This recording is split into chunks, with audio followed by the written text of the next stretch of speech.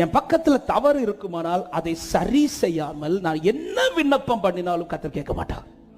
அதை சரி செய்து நீ விண்ணப்பம் பண்ண. எனவே ஒரு காரியத்தை இந்த காரியத்தில் நான் சொல்ல விரும்புவது, என் அடைக்கப்பட்ட இந்த சூழ்நிலை எதனால் வந்தது, இந்த தெளிவு இருக்கணும். என் பக்கத்தில் தவறுதல் நிமித்தம், என்னுடைய பாவத்தின் நிமித்தமா, என்னுடைய அக்கிரமத்தின் நிமித்தமா, என்னுடைய மீறுதலின் நிமித்தமா, என் பக்கத்தில் சில தவறுகளின் நிமித்தமாய் சிலவைகள் அடைக்கப்பட்டிருந்தால், அன்பான சகோதர சகோதரி, என் பக்கத்தில் தப்ப வச்சுட்டு ஆண்டவர் திறக்கல சொல்லிட்டு இருப்பேன். நான் என்னையே ஏமாற்றிட்டு இருக்கிறேன்.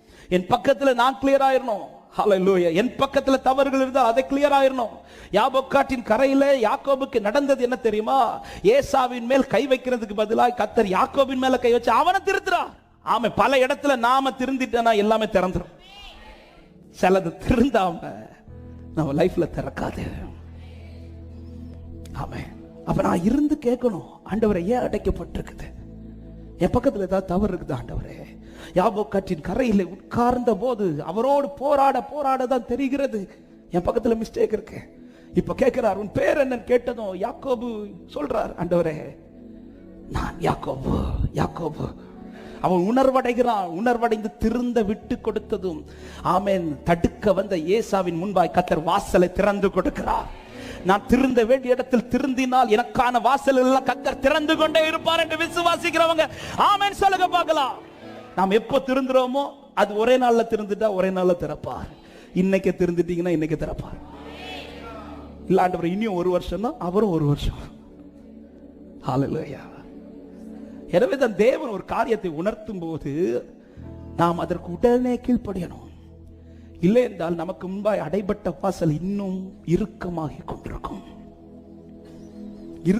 கொண்டிருக்கும். நீ திருந்த வேண்டிய காலத்தில் திருந்திருந்தால் சில வாசல்கள் எல்லாம் இன்னைக்கு உனக்கு ஈஸியா இருந்திருக்கும்பா. ஆமே, இன்னைக்கு இருப்பு தாழ்பால்களை போல பல வாசல்கள் இறுக்கமாய் அடைக்கப்பட்ட ரீசன் என்ன? ஆமே, நாம திருந்த வேண்டியது உடனே திருந்தாமல் பல காரியத்தை தாமதித்துக் கொண்டிருக்கிறதுனால. அன்பான உள்ளமே, இந்த காலை நேரத்தில் சத்தத்தை கேட்டுக் கொண்டிருக்கிற உள்ளமே, என் பக்கத்தில் ஏதாவது தவறுதல் நிமித்தம் சில காரியங்கள் அடைபட்டிருக்குமானால் இந்த நேரத்தில் அர்ப்பணிங்கள்.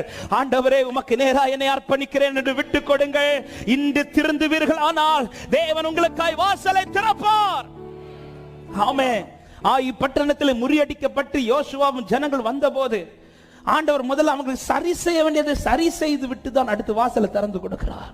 இந்த காலத்தில் இந்த சத்தத்தை கேட்டுக்கொண்டிருக்கிற உள்ளமே, ஆமே, நடந்தது கடந்து விட்டது.